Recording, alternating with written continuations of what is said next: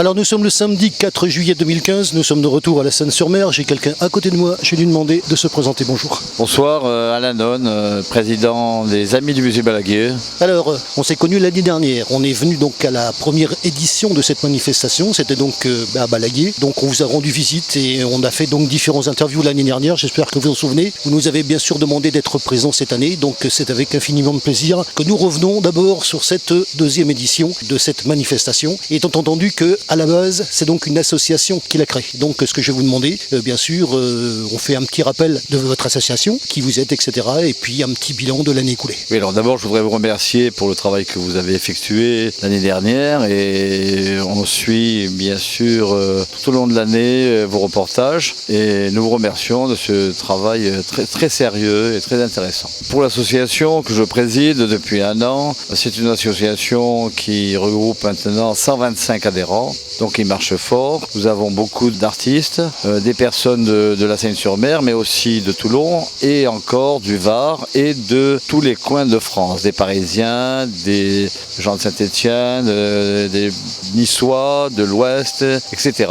Donc le musée Balaguier, c'est le fleuron de la rade d'abord. C'est un site historique d'autre part, mais c'est aussi une affiche. Quand on parle du musée Balaguier, maintenant c'est commence à être connu et nous voulons être les ambassadeurs de ce musée à l'extérieur, extramuros. Du reste, nous avons organisé au mois de mars un salon à Golfe Géant à l'occasion du bicentenaire du retour de Napoléon de l'île d'Elbe. Évidemment, qui dit Balaguier dit Bonaparte, puisque c'est de Balaguier que Bonaparte a pris son envol, on appelle ça l'envol de l'aigle, et quand il avait chassé les Anglais de la rade, les Anglais et les Espagnols de la rade, et il était capitaine d'artillerie, il devint général et on le connaît l'histoire après, hein, c'est l'envol de l'aigle. Tout a débuté en fait à la Seine-sur-Mer, qui paraît incroyable, hein, c'est quand même le début de l'empereur. Étant donné que c'est un site napoléonien, nous nous intéressons à cette histoire en même temps que celle du musée en tant que fleuron de la rade de Toulon et on devrait dire aussi, la rade de la Seine et de Saint-Mandrier. Tout à fait, qu'on est de l'autre côté de Toulon, hein, du reste, il y a le bateau qui nous rejoint, donc je suis venu en bateau d'ailleurs ce matin de Toulon. Donc retour d'abord sur cette association. Moi ce que j'aimerais savoir, au bout d'un an, puisqu'on a un an de recul maintenant, hein, moi je vous ai connu justement au moment où vous commenciez cette association. Vous avez maintenant un an d'existence. Donc ce que j'aimerais savoir, quelle est l'idée qui vous a donc permis de créer cette association et quel recul maintenant vous avez au bout d'un an d'existence. Écoutez, nous avons eu une assemblée générale il y a un mois avec un bilan moral, un bilan financier et nous étions 65 adhérents plus le bureau, ça fait 75 personnes dans cette assemblée, donc sur 125 adhérents, c'est ce qui représente quand même un intérêt sur la question. Les associations, le but principal, c'est de contribuer au rayonnement de ce musée. Je crois que c'est une adresse, on va dire, entre guillemets, une adresse, c'est un site, un monument, un coin que tout le monde aime, que beaucoup non seulement de Sénois, je vous disais tout à l'heure, mais de Varois et de gens qui viennent de l'extérieur, adorent ce coin-là. C'est un jardin sur la mer d'abord, c'est un fort, c'est un site, c'est un jardin extraordinaire, on pourrait dire un jardin d'exception, ça devrait être classé comme cela. Les expositions temporaires qui sont organisées par le musée sont visitées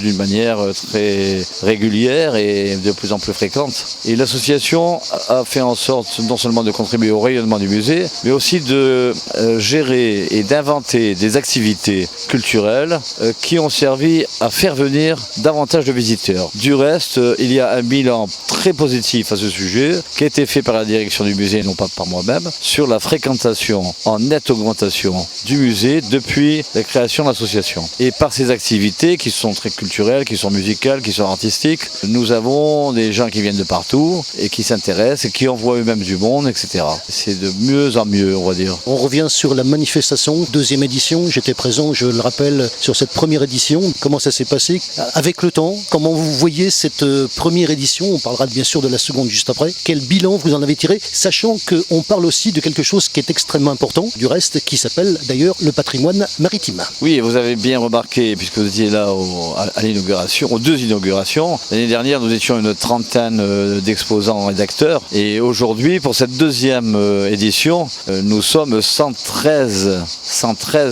exposants et acteurs. Quand je dis acteurs, ce sont les choristes, les musiciens, les pianistes. Et les exposants sont nombreux. Il y a 25 artistes, 9 écrivains, 9 associations. Tous ces gens qui viennent de la région et même de plus loin, comme qui viennent de Saint-Étienne, qui viennent de l'Isère, qui viennent de Paris, sont très contents de participer à ces rencontres. Les rencontres du patrimoine maritime, comme je le disais à l'inauguration, il y a 3 mots dans cela, rencontre, patrimoine et maritime. Alors les rencontres, c'est évidemment quelque chose de fabuleux parce que les gens effectivement peuvent se rencontrer, tisser des liens d'amitié et rencontrer, c'est se partager, c'est vivre ensemble des moments d'amitié, des moments de bonheur autour de ce fleuron. Et ça c'est très important de nos jours, non pas d'être égoïste, cloîtré chez soi, vivre à l'extérieur et partager, je crois que c'est important. Ensuite il y a le mot patrimoine. Alors le patrimoine, qui ne l'aime pas, qui ne le respecte pas, je crois que tout le monde en est conscient. Le patrimoine est très riche, est très important. Il est sénois mais il est aussi régional, il est aussi national. Quand on dit la Seine-sur-Mer, le Balaguer, c'est sénois, c'est varois, c'est français. Quand vous voyez que des gens, des touristes étrangers viennent prendre des photos et se délecter dans ces jardins au bord de cette mer magnifique, c'est vraiment un succès pour le coin, pour la région. Mais le patrimoine, il faut le respecter, il faut le célébrer. Et aujourd'hui, c'est une célébration de ce patrimoine. J'en suis conscient et c'est une responsabilité parce que quand on se permet de célébrer le patrimoine, il faut en être à la hauteur. Est-ce que nous sommes à la hauteur, nous, associations? Disons qu'on a fait le maximum pour l'être. Il y a bien sûr des secteurs à corriger, mais en termes de fréquentation, de participation, de présentation, de tenue, je crois que vous avez très bien vu que c'était un succès. Tout le monde était très très très content. Et du reste, tous les adjoints à la culture qui étaient là, de la Seine et même d'ailleurs, puisqu'il y avait l'adjoint à la culture de Firminy dans la Loire, ont félicité les organisateurs. D'ailleurs, je remercie le comité d'organisation qui, avec moi, autour de moi, ont travaillé depuis 4 mois pour le bonheur et le succès de cette entreprise. J'aimerais, à titre personnel, vous remercier parce que vous dites que c'est un lieu de rencontre. Alors moi, c'est un lieu de rencontre pour moi aussi, figurez-vous, puisque je rappelle quand même que l'année dernière, on avait fait 4 interviews. Cette année, on a interviewé Éric Marot. Et je suis d'ailleurs content de l'avoir fait, puisque vous savez qu'on est là pour donner la parole aux gens. Comment vous voyez justement cette participation de la municipalité de la Seine-sur-Mer? Je précise que Marc Villemot était là l'année dernière. Oui, alors Marc Villemot était là l'an dernier. Il n'était pas là aujourd'hui, mais le cœur y était sûrement. Il était pris ailleurs. C'est la vie des maires et des premiers magistrats d'aller à tel endroit plutôt que tel autre quand il le faut. Mais la ville était bien représentée puisqu'il y avait plusieurs élus. Il y avait donc la conseillère départementale, Madame Biquet. Et donc, je rappelle, cet adjoint au maire de Firminy qui, en tant qu'habitué et que visiteur de la Seine, touriste, on va dire, et ami maintenant, a voulu choisir cette date pour participer à ces rencontres. Et la mer, pour eux, leur est très chère, eux qui vivent à Saint-Étienne et dans la verdure. Quand ils viennent ici, c'est un havre, c'est un bonheur. Et il me disait tout à l'heure justement que le patrimoine maritime, c'est le bien de tout le monde. Même si on n'habite pas au bord de mer, c'est un bien commun. C'est un bien commun. Et les Stéphanois qui viennent au bord de mer, ça leur appartient. La France est grande, elle est riche, elle est bordée de plusieurs mers et un océan. Chaque Français doit se tenir concerné par ce bonheur. Alors j'aimerais terminer parce que dans une association, il y a plusieurs personnes. J'imagine que pour préparer cette manifestation, qui est, il faut bien le dire, puisque ça fait la 2e fois que je viens, une manifestation d'importance, ça se prépare un petit peu avant quand même. Il y a combien de personnes avec toi? Alors nous sommes au comité, donc nous sommes 9 personnes. On est 11 au bureau en fait, mais au comité d'organisation, nous étions 9 personnes. Et je veux les remercier aujourd'hui très sincèrement. Chaleureusement, ce sont tous des amis de cœur. Je veux parler de Lydie Voutaz, qui est la trésorière, qui est vraiment très dévouée, de Monique Etienne, de Caroline Edelec, de Michel Edelec. Et je veux parler aussi des jeunes, parce que les jeunes c'est important. Des jeunes de 21 ans qui s'investissent, qui sont dévoués, qui s'intéressent à une association culturelle de ce type, méritent d'être remerciés, d'être cités. Et je voudrais remercier donc surtout Jonathan Dodero, qui est mon bras droit un petit peu, malgré son jeune âge, sans lequel je pense ces manifestations ne seraient pas ce qu'elles sont parce qu'il travaille, il dépense sans compter son énergie. Ça va de monter les Barnums pendant 2 jours en plein soleil, jusqu'à travailler tard la nuit, jusqu'à 3-4 heures du matin, de répondre au téléphone, me faire passer les messages.